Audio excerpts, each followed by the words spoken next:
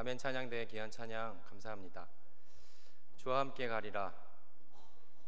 아골골짝 빈들에도 주와 함께 가리라. 주의 약속 믿으면서 가리라. 가사의 고백이 참 마음에 큰 감동과 도전을 주는 것 같습니다. 감사합니다. 이 시간 잠깐 기도하시고 기도하시겠습니다. 하나님 감사합니다. 귀한 강단에 주의 말씀이 선포되는 곳에 서게 하시니 감사를 드립니다. 이 시간 전하는 자와 듣는 자 모두의 마음 가운데에 하나님의 힘있고 거룩한 음성만이 남는 시간 되게 하옵소서. 예수님의 이름으로 기도드립니다. 아멘. 할렐루야.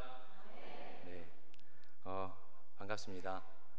저는 아시는 분들이 계실지 모르겠지만 저는 중등부 바로 여기 저희 예배당 바로 위에 있는 중등부실에서 매주마다 중학생들과 함께 이렇게 지지고 볶고 있는 목사입니다. 사실 제가 목사가 된 지는 얼마 안 됐습니다. 이제 혹자들 하는 말로는 뭐 저기 종이 잉크도 안 말랐다 이렇게 얘기하는데 얼마 안 됐고 사실 이제 사역을 시작한 지도 그렇게 긴 세월이 되지 않아요. 근데 이제 제가 짧은 5년, 5, 6년 동안 이제 사역을 하면서 오늘 서보니 강단이 가장 높은 강단이에요. 높은 강단이고 가장 많은 분들 앞에서 제가 설교를 하는 겁니다. 그래서 지금 굉장히 긴장이 되고 있어요. 여기 물이 없네요. 네. 막 목이 막 타는데. 그래서 제가 이제 사실 3년 동안 중등부 학생들 대상으로 설교를 했어요. 그러다 보니까 이제 이렇게 장년 분들 대상으로 설교를 준비하다 보니까 굉장히 좀 이렇게 헷갈리더라고요. 왜냐하면 제가 중등부 학생들을 앞에 놓고 설교할 때는요, 되게 좀 그 액션도 크게 하고 과장스러운 좀 이렇게 표현을 하거든요. 왜냐하면 제가 지금 이런 눈빛도 좀 처음 받아봐요. 이렇게 저를 주목하시는 일이 저 흔치 않거든요. 제가 딱 올라가면은 학생들은 일단 제가 딱 서자마자 고개가 딱 숙여지면서 저한테 인사를 하죠.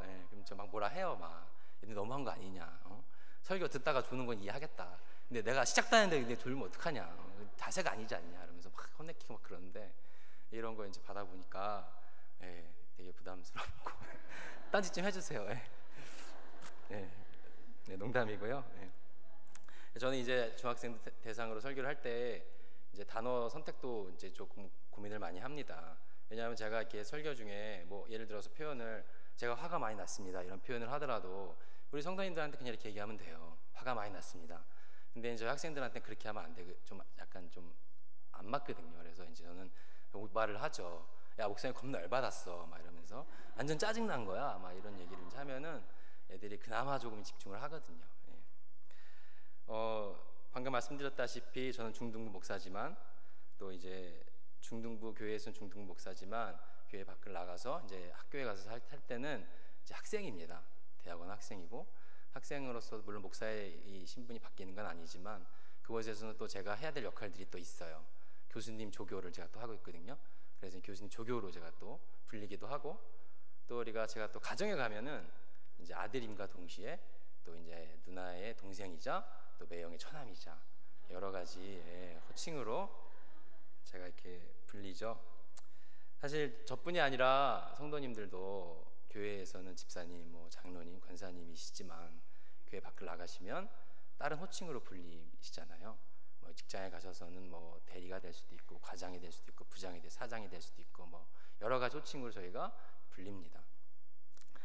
옛날에 이런 노래가 있었어요. 다들 아시겠지만 한 번쯤은 다 들어보셨던 노래일 겁니다. 이런 노래죠. 내 동생 곱슬머리 개구장이 내 동생 이름은 하나인데 별명은 서너 개.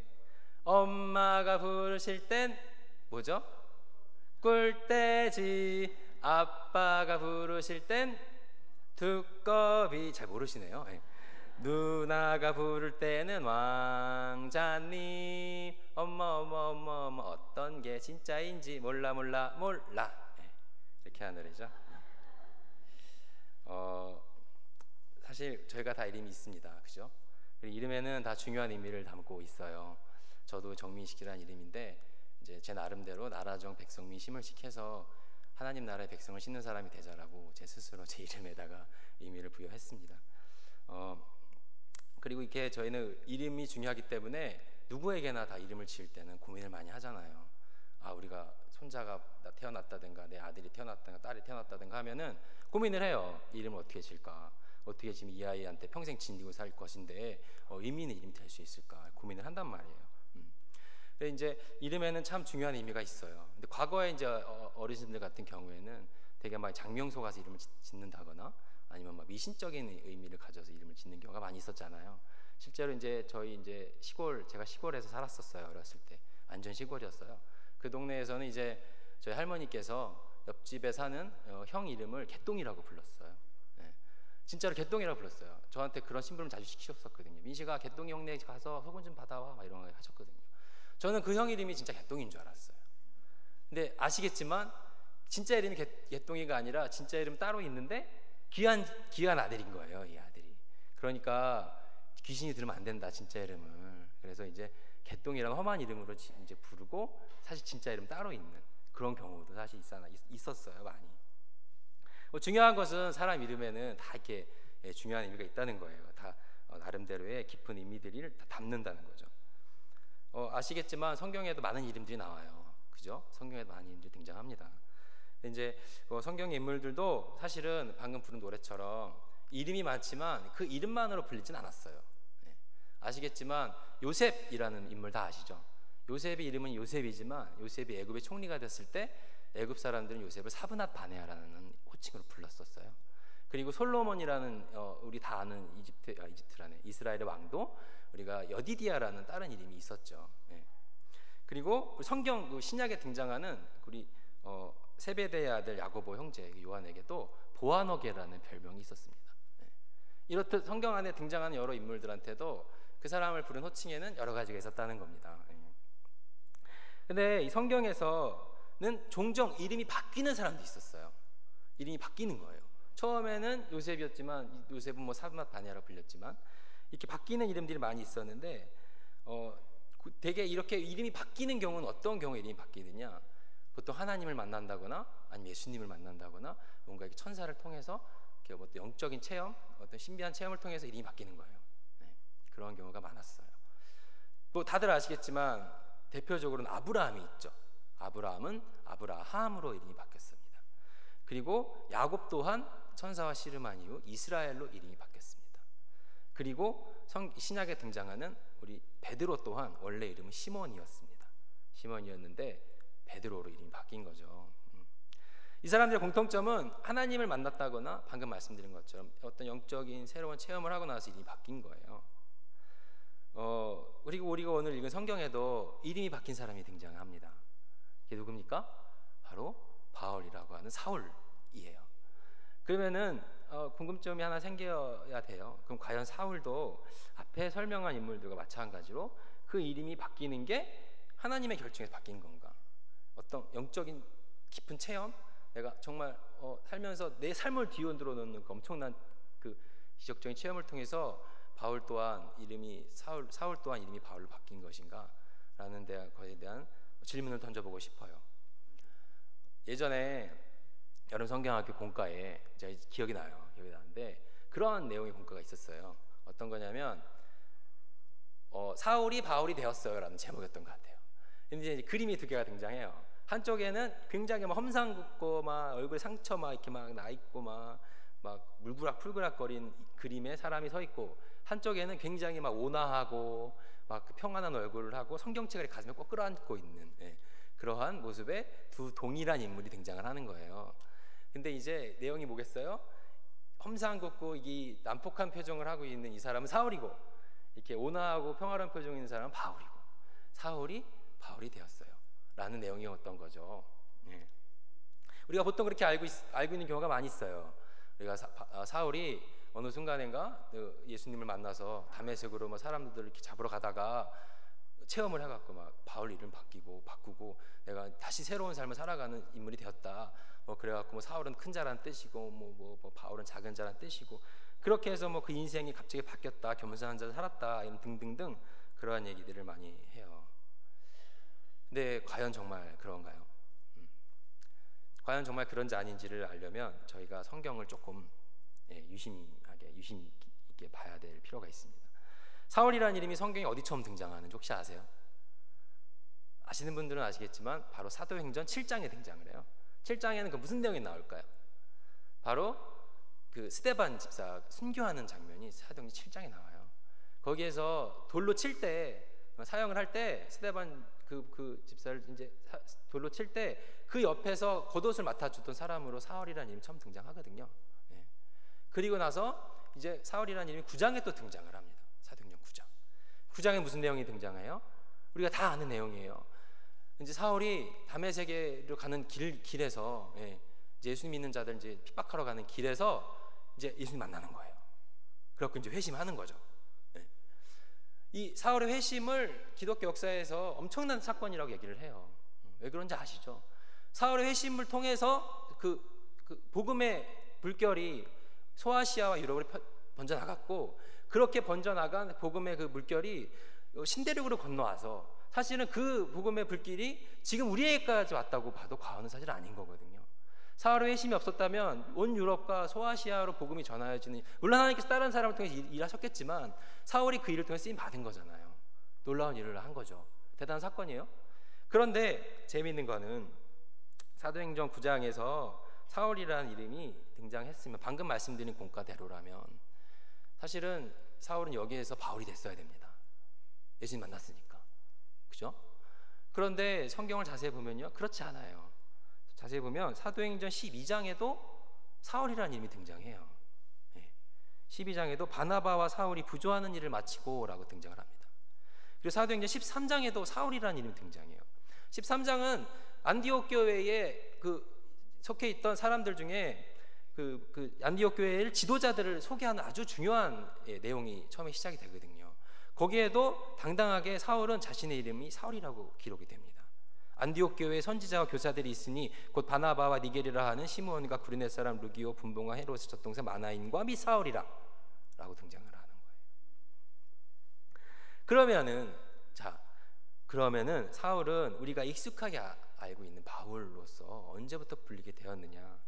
그럼 사울은 언제쯤 자신의 이름이 사울을 버리고 바울이라고 불리게 되었느냐? 또 왜 그렇게 되었는지에 대해서 저희가 한 번쯤 생각을 해볼 필요가 있습니다. 바로 우리가 오늘 읽은 성경 본문 사도행전 13장 9절에 바로 바울이라는 이름이 처음 등장합니다. 13장 9절 한번 볼까요? 자, 13장 9절 한번 저희 한 목소리 읽어볼까요? 자, 시작. 바울이라고 하는 사울이 성령이 충만하여 그를 주목하고. 바울이라고 하는 사울, 바로 여기에서 바울이라는 이름이 처음 등장하는 거예요. 그렇다면 오늘 본문은 어떤 내용의 시작입니까? 사도행전 13장, 오늘 본문은 바울이 드디어 처음 떠나는 선교 여행의 그 시작을 이야기합니다.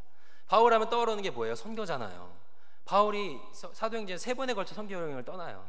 그 첫 번째 선교 여행을 떠나는 이 시점에서 성경은 사울을 사울이라고 말하지 않고 바울이라고 얘기를 하고 있는 겁니다. 방금 말씀드렸듯이 온 세계의 열방 땅끝까지 복음을 전하겠다고 나섰던 그 열정이 너무나도 넘쳐서 쫓아갈 사람이 없었던, 목숨조차 아까워하지 않았던 피 끓는 그 바울의 뜨거운 선교의 꿈이 바로 오늘 이곳에서 처음 시작이 되고 있습니다. 바로 이곳에서 성경은 사울을 더 이상 사울이라고 말하고 있지 않아요. 바로 바울이라고 하는 사울이라고 그 정체성을 이야기하는 거죠.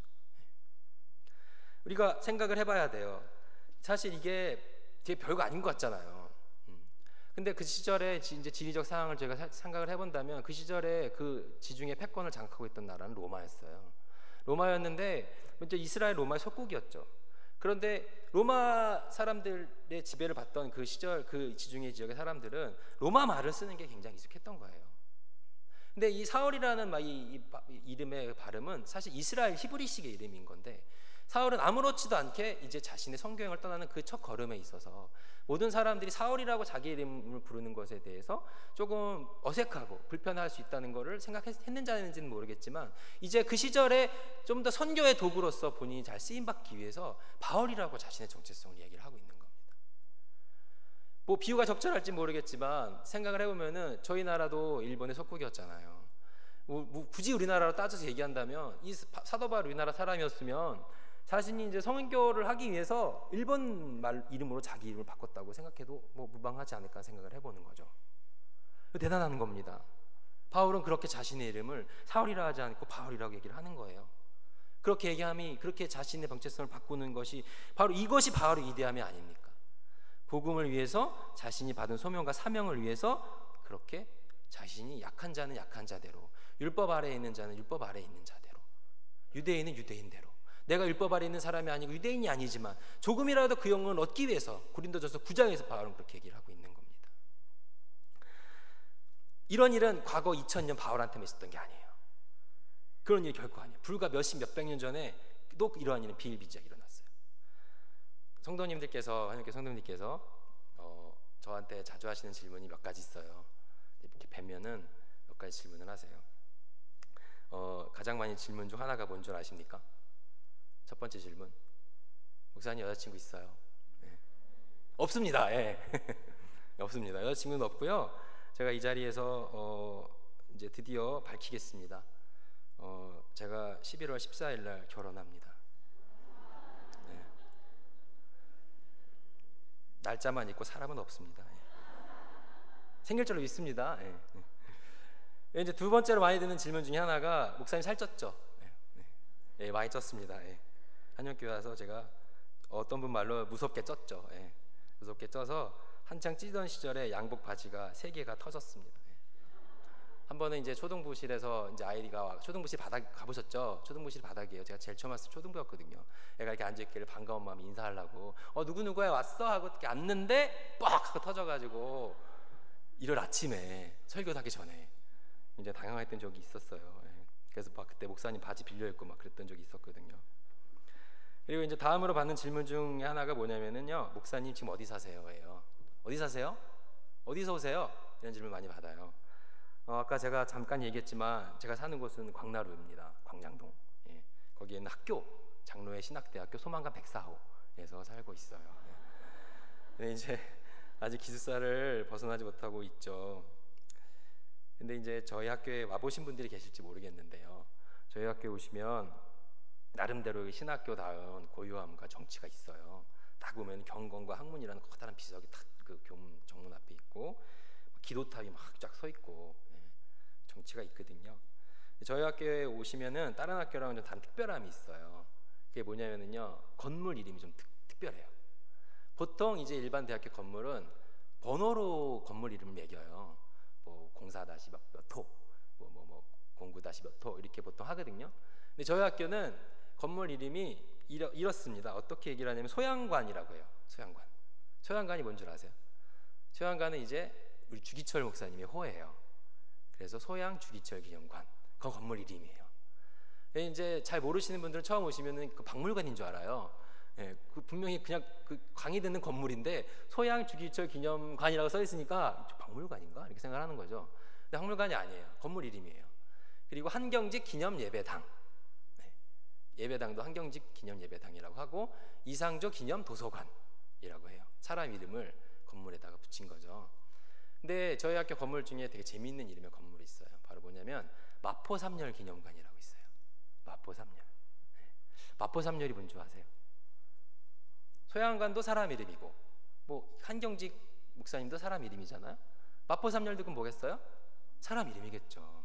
근데 사람 이름치고는 되게 특이하지 않습니까? 되게 특이하잖아요, 마포삼열. 그럼 마포삼열 이분은 도대체 누굴까요?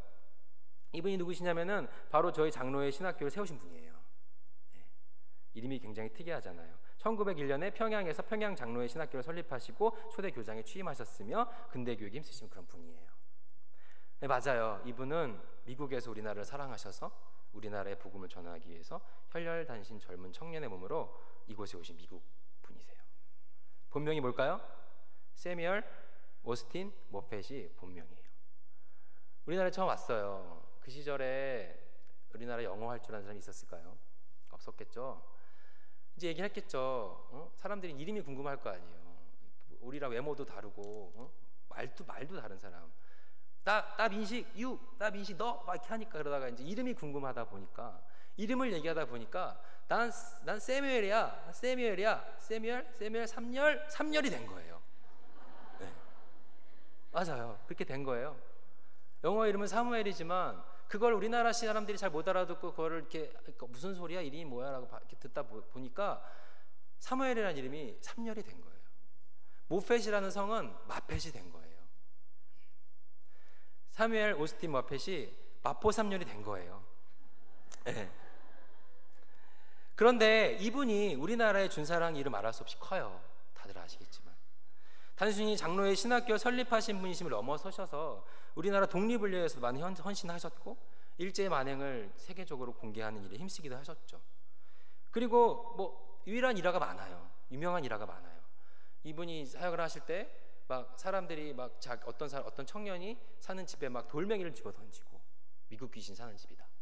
그리고 막 그 시장 바닥에서 시장 거리에서 말씀을 전하고 있을 때 그러고도 아무 반응이 없으니까 얼굴을 향해 돌을 던졌는데 턱에 정통으로 맞아서 피를 줄줄 흘리면서 말씀을 전하시더니, 그리고 도망가는 청년이 다쳤는데 이 다친 청년을 이 마포삼열 이 목사님께서 사랑으로 치유해 주셔서 그 사람이 바로 어떤 사람이 됐냐면은 우리 초대교회에 아주 유명하신 이기풍 목사님이 되신 일화는 다 알고 있는 일화잖아요. 마포삼열 이 목사님께서 우리나라에 주신 사랑이 너무 커요. 너무나 많아요. 일일이 다 말하기 힘들 만큼. 그런데 우리나라 기독교 역사에 이름을 남긴 분이 마포삼열 한 분뿐입니까? 곽알련이라는 분도 계세요. 미국 이름은 클락 알렌이에요. 원두라는 분도 계세요. 미국 이름은 언더우드예요. 이것이 다 우리나라식으로 이름이 바뀐 거예요. 이분들의 이름이 모두 한국의 복음을 전하기 위해서 그들이 편한 이름으로, 우리들이 부르기 편한 이름으로 이렇게 이름을 바꿔 만들다가 생긴 이름들이에요. 마포삼열, 곽안련, 그리고 원두. 한국의 복음의 씨앗을 뿌리신 훌륭한 선교님들이 다 이런 거죠. 아마도 바울도 이렇지 않았을까 싶은 겁니다. 바울도 이방인 선교를 위해서 자신의 이름조차 그 사람들이 부르기 편한 이름을 바꿔 부르면서 이방인들한테 복음을 증거한 최초의 이방인을 향한 선교사 바울. 이 바울이 바로 그렇게 자신의 이름을 바꿔가면서 선교의 열정을 쏟은 거죠. 이 바울이라고 하는 이 바울은 갈라디아서 6장에서 이런 말을 합니다. 갈라디아서 6장 17절에 이런 바울의 고백이 담겨 있습니다. 내가 내 몸에 예수의 흔적을 지니고 있노라. 이게 무슨 말씀입니까? 내 몸에 예수의 흔적을 지니고 있다. 이게 무슨 말씀입니까?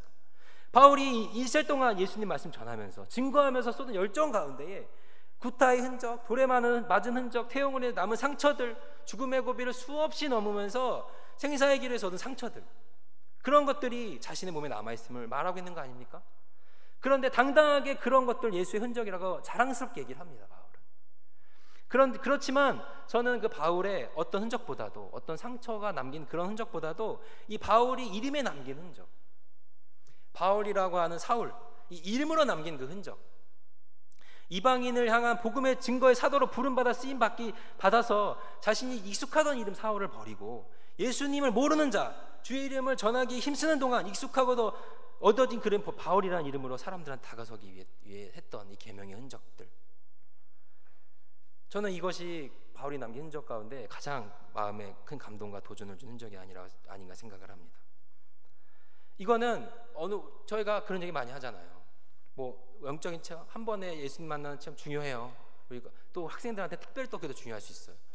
근데 그것보다는 우리가 어느 한순간 은혜 받고 그냥 내가 너무 좋았고 막 너무 행복했고 그거 아니라 그거를 넘어서서 우리가 삶 가운데에서 나타날 수 있는 예수님의 흔적들.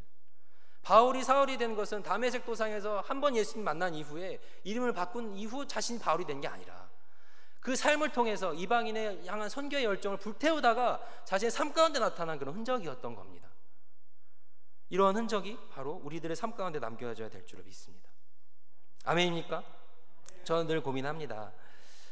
그러면은 우리는 어떤 흔적을 남겨야 되나? 삶 가운데에서 내가 만나는 우리 중등부 학생들에게, 또 내가 속해 있는 그 자리에서 어떠한 예수님의 흔적들을 남기며 살아야 되나에 대한 고민을 하는 거죠. 제가 중등부에서도 자주 했던 얘기인데요. 이거는요. 제가 종종 이제 학교에서 목사님, 전도사님들을 만날 때 인사를 해요. 저는 한역교회 중등부 목사예요. 저는 무슨 교회 고등부 목사예요. 인사를 하잖아요. 그 이제 가끔 가다가 같은 부서, 예를 들어 중등부, 중고등부나 만날 때가 있어요. 중등부 목사예요. 저도 중등부 목사예요. 그러면 이제 저희는 서로 악수를 하면서 눈빛으로 얘기를 해요. 아무 말도 하지 않지만 저희 눈빛으로 서로 통하고 있어요. 많이 힘들죠. 네. 애들이 설교는 들어요. 네. 모든 교회학교의 사역이 힘들지만 특히 이 중학생 아이들이 어려운 이유는 아이들의 마음을 종잡을 수가 없어요. 어린애도 아니고 어느 정도 철든 고등학생도 아니고 공감대를 형성하는 게 쉬운 일이 아니죠. 참 재미있는 일이 많아요. 아까도 말씀드렸지만 우리 학생들이랑 우리 올 초에 이제 성경고사 대회를 나갔는데 공부를 해야 되잖아요. 애들 아무것도 모르니까 공부 시켜야 되잖아요. 마태복음이 시험범위였어요. 애들이 그 어떤 성경 지식 수준이 상상을 초월합니다. 진짜 대단해요. 어떻게 저런 상상력이 나오지? 너무 놀랐습니다. 마태복음 1장 1절 딱 읽었어요. 아브라함과 다윗의 자손 예수 그리스도의 계보라. 얘들아, 마태복음 1장 1장이야. 봐봐. 같이 읽자. 아브라함과 다윗의 자손 예수 그리스도의 계보라. 갑자기 목사님, 전사님 질문 있어요. 그땐 전도사였으니. 질문 있어요? 그럼 뭔데? 질문해봐. 그랬더니 얘가 갑자기 그러는 거예요. 아니 그럼 아브라함과 다윗의 자손 예수 그리스도의 계보면요, 아브라함과 다윗 중에 누가 엄마가 누가 아빠예요? 이런 놀라운 질문을 해요. 그래서 내가 농담하나? 표정을 이거 농담인가? 이거 진담인가? 애 표정을 보니까 너무 진지해요. 자기는 막 출생의 비밀을 너무 궁금해하는 거예요 지금 막. 그래서 설명 막 해줬죠. 그건 그게 아니라 저쪽 이리 저래서 아브라함 누구 다윗 설명해줘. 그러면 이해를 하죠. 그런 거예요. 되게 또 있어요. 한 번은 성경 스피드 퀴즈를 했어요. 뭐 스피드 퀴즈 뭔지 아시죠? 네, 제시어를 딱 띄워주면은 한 사람 설명을 한 사람 맞추는 거예요. 제시어가 뭐가 나왔냐면 삼손이 나왔어요. 삼손 딱 떴어요. 설명하는 이 학생이 삼손을 딱 보는 순간 되게 익숙한 이름이잖아요. 삼손. 되게 익숙한데 설명을 못 하겠는 거예요. 그니 갑자기 얘가 어떻게 설명을 하냐면은 손이 3개 한 거예요. 그러니까 맞추는 학생이 그걸 가만히 보다가 닭발? 예, 손이 3개. 이렇게 했으면 닭발 안 했을 텐데 이렇게 해가지고 닭발? 빵 터졌죠. 너무 재밌어요. 막 웃고 우리끼리 막 맞췄어요. 결국에는 삼손 맞춰가지고 막 박수 쳐주고 와 대단하다고 막. 네. 재미있는 일들이 많아요. 저는 이런 아이들의 모습이 참 사랑스럽고 좋습니다. 중등부 사역이 물론 모든 부서 사역이 힘들지만 중등부 사역이 그래도 보람되고 의미 있는 이유는 중학생들은 보면요, 아이들이 성장하는 모습이 보여요. 중1 아이가 다르고 중2가 다르고 중3이 달라요. 물론 중2가 많이 힘들죠. 그런데 중2 때 아이들 우리 중2병이라는 말도 심지어 생겼잖아요. 가장 많이 하는 말이 안 해요. 안 해요. 너 이번 주 기도 좀 할래? 못해요. 다음 주 교회 안 올 거예요. 근데 이 학생이요, 중3이 되면서 전도를 막 10명씩 해요. 자기가 알아서 막 기도를 해요. 밥 먹을 때. 야, 우리 기도하고 밥 먹자. 그런 학생들이 고등학생이 되면서는 오히려 막 교회를 걱정해요. 그런 모습을 보면서 성장의 흔적을 보는 거죠. 단지 그냥 성장하는 것이 즐거운 것이 아니라 그런 성장의 흔적 가운데에서 예수님의 흔적을 보는 거예요. 이 아들의 마음 가운데 예수님이 살아있구나. 이 아이들이 아무것도 모르는 것 같은데 예수님의 흔적을 지니고 있구나. 이런 것들을 얘들이 마음속에 품고 있구나. 그러면서 고민을 하는 거예요. 이 학생들이 예수님의 흔적을 마음에 품고 살아가면서 이거를 자신의 신앙의 고백으로 만들어가고 더 나아가 밖으로 나가 세상 가운데에서도 예수님의 흔적을 나타내는 자로서 살아갈 수 있다면 그것만큼 의미 있고 보람된 일이 어디 있겠습니까? 아무 생각도 없는 것 같은 아이들이 자신의 정체성을 찾아가는 거예요. 그리고 그런 아이들 가운데 작게나마 자라고 있는 예수님의 흔적을 보면서 그러면 내 마음 가운데 있는 예수님의 흔적도 되돌아보는 거죠. 그럼 우리는 어떤 흔적을 갖고 살아가야 되는가? 우리가 떠난 그 자리에는 어떠한 예수님의 흔적을 남길 수 있을까를 고민을 해야 되는 겁니다. 하나님께 성도 여러분, 우리도 언젠가는 이 세상을 떠나야 될 순간이 다 오잖아요. 지난주에 했던 찬양 마라나타, 저 너무 그 찬양 좋아해요. 예수님 오시옵소서.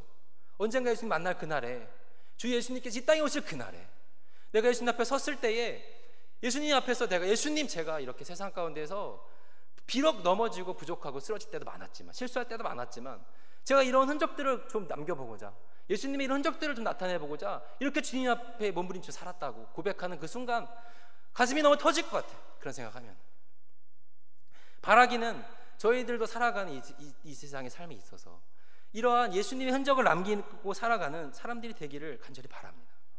어떤 흔적을 남기시겠습니까? 부담의 흔적입니까? 불평의 흔적입니까? 분쟁의 흔적입니까? 아니면은 사랑의 흔적, 은혜의 흔적, 미소의 흔적을 남기겠습니까?